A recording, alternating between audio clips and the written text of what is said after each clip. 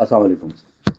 آج کی کہانی آخری سراغ، جاسوسی راز جاسوسی کہانی بڑوں کے لیے۔ آخری سراغ۔ بارش کی بوندیں رات کی سڑکوں میں مسلسل شور کر رہی تھی۔ شہر کی روشنیاں پانی میں ٹوٹ کر خوفناک عکس بنا رہی تھیں۔ حارث ایک خاموش طبیعت کا نجی جاسوس بن چکا تھا۔ وہ ہمیشہ پیچیدہ کیس حل کرنے میں خصوصی مہارت رکھتا تھا۔ آج اس کے سامنے ایک فائل خاموشی سے میز پر پڑی تھی۔ فائل پر لکھا تھا صرف ایک جملہ، بہت واضح انداز میں، یہ کیس تمہاری زندگی بدل دے گا ہمیشہ کے لیے۔ حارث نے فائل کو کھولا اور اندر تصویریں دیکھی۔ ایک شخص جس کا نام کامران تھا، کاغذ پہ وہ شخص 3 دن سے لاپتہ تھا، کسی نشان کے بغیر۔ اس کیس کا نام رکھ دیا تھا آخری سراغ، کیونکہ تمام سراغ ایک جگہ آ کر ختم ہو جاتے تھے۔ کامران ایک عام آدمی نہیں بلکہ ایک خفیہ رپورٹر تھا۔ وہ طاقتور لوگوں کے لیے راز جمع کر رہا تھا، خاموشی سے، اس لیے اس کی گمشدگی معمولی نہیں سمجھی جا سکتی تھی۔ حارث نے تحقیقات شروع کر دی، سنجیدگی کے ساتھ۔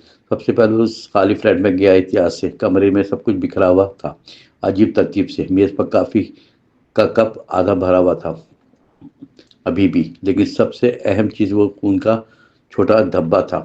دیوار کے کونے میں ایک نشان بنا ہوا تھا، پرانا۔ یہ نشان کسی ناخن سے کھینچا گیا تھا۔ ظاہر اس نے اس نشان کی تصویر کھینچ لی۔ فوراً اسے محسوس ہوا کہ یہ کوئی عام اغوا نہیں ہے، ایک منصوبہ بند کھیل تھا جس میں دماغ شامل تھا۔ اگلا سراغ اسے شہر کے پرانے گودام میں لے گیا۔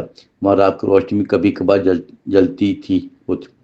چوکیدار نے بتایا کسی کو آتے آتے دیکھا تھا، ایک لمبا آدمی جو ہمیشہ چہرہ چھپائے رکھتا تھا۔ حارث نے فیصلہ کر لیا خود وہاں رات گزارے گا۔ جس رات کو اس نے گودام کے اندر قدم رکھا، ہر طرف خاموشی، نمی کی بو پھیلی ہوئی تھی۔ اچانک اسے لوہے کے ٹکڑے کی آواز سنائی دی۔ اس نے ٹارچ جلائی اور چھپ کر مشاہدہ کیا۔ ایک سایہ آہستہ آہستہ دیوار کے ساتھ حرکت کر رہا تھا۔ حارث نے اسے آواز دی مگر وہ سایہ رکا نہیں۔ وہ تیزی سے اندھیرے میں غائب ہو گیا، لیکن زمین پر چھوٹا سا ڈبہ گر گیا۔ اس ڈبے کے اندر پین ڈرائیو رکھی ہوئی تھی۔ لے لی فوراً۔ حارث نے وہ پین ڈرائیو سنبھال کر رکھ لی فوراً۔ اگلی صبح اس نے لیپ ٹاپ پر پین ڈرائیو کھولی، جس میں بہت سارے ویڈیوز اور ڈاکومنٹ تھے محفوظ۔ زیادہ تر فائلوں میں صرف ایک لفظ لکھا تھا، بار بار، تنظیم۔ یہ اشارہ کسی خفیہ نیٹ ورک کی طرف تھا، صاف طور پہ۔ حارث نے تحقیق کی تو پتہ چلا کہ حیرت انگیز حقیقت، کامران دراصل اس تنظیم کو بے نقاب کرنے والا تھا، لیکن کوئی اس سے پہلے ہی اس تک پہنچ چکا تھا۔ ہر سراغ ایک مقام پہ جا کے ختم ہو جاتا تھا۔ وہ مقام تھا شہر کے باہر پرانا کارخانہ۔ رات کو حارث اس کارخانے تک پہنچ گیا اکیلا۔ کارخانہ بند تھا مگر اندر سے روشنی نظر آ رہی تھی۔ دروازے پر تالا پرانا لگا ہوا تھا جو آسانی سے ٹوٹ گیا۔ اندر داخل ہوتے ہی عجیب سا شور محسوس ہوا، جیسے دیواریں بھی سانس لے رہی ہوں خاموشی سے۔ اچانک سامنے ایک آدمی نمودار ہوا اندھیرے میں، وہی لمبا آدمی جس کا ذکر چوکیدار نے کیا تھا۔ حارث نے جواب دیا، سچ سے دور نہیں بھاگا۔ آدمی نے ہلکی سی ہنسی نکالی سرد انداز میں۔ کامران نے بھی یہی غلطی کی تھی، وہ آہستہ بولا، کہہ کر اس نے ہاتھ کے اشارے سے دروازہ دکھایا۔ دروازہ آہستہ سے کھولا۔ اندر ایک کمرہ تھا۔ کمرے میں کرسی پر کوئی بندھا ہوا تھا۔ وہ کامران تھا مگر حالت اس کی بہت کمزور ہو چکی تھی۔ حارث نے فوراً اس کی طرف بڑھنے کی کوشش کی، لیکن پیچھے سے 2 آدمی نے اسے پکڑ لیا مضبوطی سے۔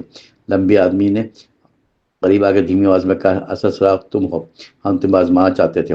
حارث کے ذہن میں سب باتیں جڑنے لگی اچانک۔ ایک کیس دراصل ایک جال تھا، مکمل منصوبہ بندی سے۔ وہ دیکھنا چاہتے تھے کہ وہ کتنی دور جا سکتا تھا۔ کامران کو زندہ رکھا گیا تھا بطور آزمائش کے، لیکن یہ سب ایک کھیل بن چکا تھا۔ حارث نے ایک لمحے کی بھی ہمت نہ ہاری۔ اس نے اچانک اپنی جیب سے چھوٹا چاقو نکالا، رسی کاٹ کے خود کو آزاد کر لیا تیزی سے، پھر ایک زوردار لات ماری ان آدمیوں پر۔ حالت بگڑ گئی اور کمرے میں شور مچ گیا مکمل۔ حارث نے کامران کو بھی جلدی سے آزاد کر لیا۔ پیچھے سے گولیوں کی آواز گونجنے لگی، لیکن اندھیرا ان کے لیے ایک نعمت بن چکا تھا۔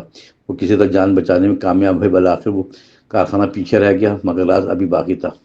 کچھ دن بعد حارث نے سب ثبوت میڈیا کو دے دیا۔ خفیہ تنظیم کے کئی لوگ پکڑے گئے فوراً۔ اخبار نے حارث کو ہیرو قرار دیا مگر حارث جانتا تھا کہ اصل خطرہ ختم نہیں ہوا، کیونکہ آخری سراغ ابھی باقی تھا کہیں نہ کہیں۔ ایک رات حارث کے دفتر میں ایک نیا لفافہ آیا، بغیر کسی نام کے، میز پر رکھ دیا گیا خاموشی سے۔ جب اس نے لفافہ کھولا تو اس میں ایک جملہ لکھا تھا، ابھی کھیل شروع ہوا ہے، اصل کھیل تم سے جڑا ہے۔ حارث کی آنکھوں میں ایک نئی چمک آ گئی فوراً۔ اس نے آہستہ سے مسکرا کر خود سے کہا، جب تک سانس ہے سچ کا پیچھا جاری رہے گا۔ دفتر کی لائٹ مدھم ہوئی اور بارش تیز ہونے لگی۔ کھڑکی کے باہر بجلی چمکی آسمان پر زور سے، اور ایک نئی کہانی نے خاموشی سے جنم لیا۔